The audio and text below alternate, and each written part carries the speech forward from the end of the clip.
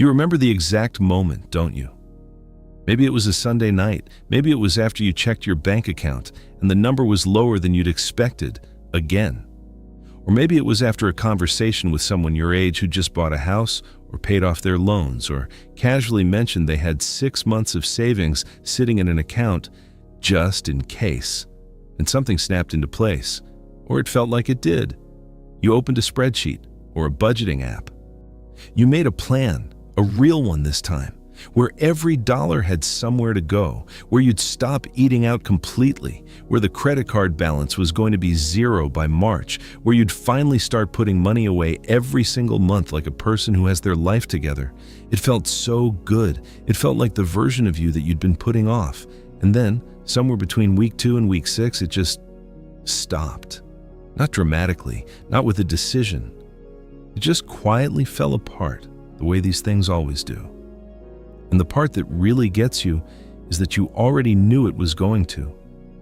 Some part of you, even while you were making the plan, already knew. The story most people tell themselves after this happens goes something like, "I just don't have enough discipline. Other people can do this. I can't." And it's a compelling story because it feels honest. It feels like you're being hard on yourself in a productive way. Like if you just admitted the problem clearly enough, you could fix it next time. But here's the thing, that explanation, the discipline explanation, is almost entirely wrong. And I don't mean that in a motivational, you're better than you think way. I mean it structurally, mechanically, psychologically wrong. Because when researchers actually study what happens when people make dramatic financial changes, not just anecdotally, but in longitudinal studies, in behavioral labs, and clinical settings, what they consistently find is not that people fail because they lack willpower. They fail because the approach itself is incompatible with how human beings actually function under sustained stress and constraint. There's a concept in psychology called ego depletion. The idea, explored at length by Roy Baumeister and his colleagues, that self-regulation draws on a finite resource. The more decisions you force yourself to make against your instincts, the harder each subsequent decision becomes. In a total financial overhaul, cut everything, track everything, restrict everything, doesn't just ask for one act of willpower. It asks for dozens, every single day, across every area of your life simultaneously. You were never failing at discipline. You were running a system at 200% of its sustainable capacity and wondering why it kept overheating. Let me take you a little deeper into this, because I think it matters to actually understand what's happening, not just hear that it's hard. There's something called present bias, the psychological tendency to weight immediate rewards far more heavily than future ones, even when we intellectually know the future matters more. It's not a character flaw, it's wired into us. Humans evolved in environments where survival was immediate. The animal that ignored the food in front of it to protect abstract future resources didn't survive long enough to pass on its genes. We are the descendants of creatures who prioritize the present. What this means practically is that the moment of decision, the moment you're standing at a checkout line or ordering dinner or considering whether to transfer money to savings, that moment is tilted against your long-term intentions by design. Your brain is running a calculation you're not consciously aware of, and it almost always prices the future lower than you wish it would. This is why the dramatic, all-at-once approach to financial change is so reliably self-defeating. Every single day, you are placing yourself in dozens of high-stakes moments where present bias has a structural advantage, and you're betting that your willpower will win each one. Some days it does. Most days, over time, it doesn't. And then you interpret losing those micro-battles as evidence that you're the problem. But there's something even more specific happening underneath this, and I think it's the piece most people never talk about. When you make a sweeping financial plan, one where you restructure everything at once, you're not just creating a budget, you're creating a new identity. You are now the person who doesn't spend money on things they don't need. the person who invests every month, in the person who has it together. And that identity feels good. It genuinely does. The plan itself becomes a source of emotional relief because the plan is proof that the problem is solved. Psychologists call this substitution. The brain treats the intention as a partial replacement for the action. It's the same reason people feel less guilty after they've written down what they're going to eat healthily tomorrow. The plan provides psychological satisfaction that slightly reduces the urgency to execute. The relief you feel making the spreadsheet is real. It's just slightly misplaced. So by the time you're 2 weeks in, when the plan is no longer new, when it's no longer producing that emotional hit of relief, when it's just a long list of things you're not allowed to do, the whole structure begins to feel like punishment rather than progress. And the brain, quite sensibly, starts looking for an exit. Now, here's where it gets important. The research on habit formation, particularly the work coming out of behavioral science in the last 2 decades, consistently shows that sustainable behavior change follows a completely different pattern than dramatic overhauls. B.J. Fogg, a researcher at Stanford who spent years studying this, found that lasting habits don't begin at scale. They begin at a level so small that failure is almost impossible, not aspirationally small, uncomfortably, almost embarrassingly small. Because the goal of a starting habit isn't to produce the financial outcome.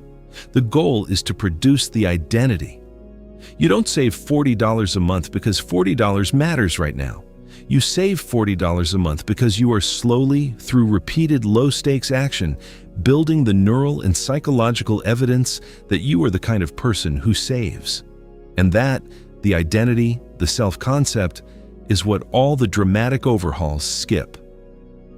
They try to perform the identity of someone who's financially sorted before they've actually built it, which means the moment the performance gets hard, there's nothing underneath it. There's also a compounding effect that nobody talks about, which is what I'd call the cost of relapse. Every time someone makes a big financial plan and then watches it collapse, it doesn't just return them to zero. It makes the next attempt harder, not because they've learned the wrong lessons, but because their nervous system has now associated financial planning with the specific feeling of eventual failure. Over time, the planning phase itself starts to trigger a kind of preemptive hopelessness, a low-grade sense of, this probably won't work either, that sits underneath every new attempt. The failure doesn't just cost you the plan, it costs you some of the belief that the next plan will work. So here's the shift I want you to consider. And it's a small one, but it changes everything downstream. Stop asking, how do I get my finances in order? Start asking, what is the smallest financial behavior I can make automatic and never have to decide about again? That question change matters more than it sounds. The first question puts you in the role of someone who needs to impose discipline on a broken system. The second puts you in the role of someone who is designing a system that runs without discipline. Because the problem was never that you lacked the values. You didn't fail because deep down you wanted to spend everything. You failed because the system required you to win decisions you were structurally set up to lose. The version of financial stability that actually lasts is not built on the moments when you make heroic choices. It's built on removing as many choice moments as possible. It's engineered around the fact that your present biased brain will be unreliable under stress, and instead of fighting that, it accommodates it. This isn't giving up on yourself. It's understanding yourself accurately. And there's a real difference. So, what does this look like practically, given everything we've just walked through? The first thing, and I want to be careful here because this sounds too simple, is to pick one financial behavior and make it automatic before you do anything else. Not a whole plan. One thing. Given that we've established the present bias problem, the strategy here is to remove the decision entirely. Set up a transfer, even if it's small, and even if it's embarrassing how small it is, that moves money somewhere useful the day after your paycheck arrives. Before you see it, before your brain prices it, the amount is almost irrelevant at first. What matters is that you have now created a version of saving that doesn't require you to win a daily psychological battle. The second thing follows directly from what we said about identity. Stop trying to be perfect at the plan you have and start trying to be consistent at something smaller. Because what we now know is that the function of early financial habits is not to solve your finances. It's to build the self-concept that allows harder behaviors later. If you save $40 a month for 6 months and you don't miss a single one, something shifts in how you see yourself. And that shift is the infrastructure for everything that comes next. You can't buy it by making a bigger plan. You have to earn it through small, boring repetition. The third, and this one's for the people who've tried before and felt that low-grade hopelessness I described, is to separate the plan from the identity. The plan failing is data. It tells you the plan was too big or the system wasn't designed well enough. It does not tell you anything about you. I know that distinction is hard to hold when you're in the middle of it, but one of the most practically useful things you can do after a previous attempt collapsed is to write down specifically what the first moment of failure was. Not to judge it, to understand where the system broke. Because that moment will tell you exactly where to engineer a better decision around next time. There's a strange kind of peace that comes with accepting that you are a human being operating inside a brain that was not designed for the financial landscape we now live in.